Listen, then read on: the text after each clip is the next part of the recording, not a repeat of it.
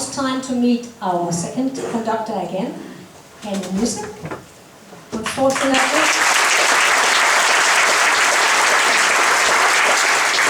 Unfortunately, Hanne was sick with pneumonia when you visited last year, and Hanne was at home crying her eyes out for not being able to attend. So she's very happy to be here today, I know, like the rest of us. So the next song that we're going to sing is more or less a signature song for this choir. We've been singing it for like 10 years, I think, and we really love this song.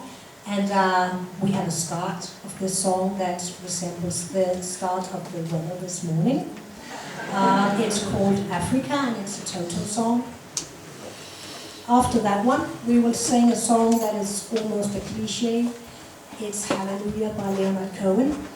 And it's been done by everybody, everywhere. And I think that if you want to enter a talent competition and you say, I'm going to sing Hallelujah, you will get kicked out before you even start. But it's still a very, very lovely song, and we just love to sing it. So, but we start with our signature song, Africa.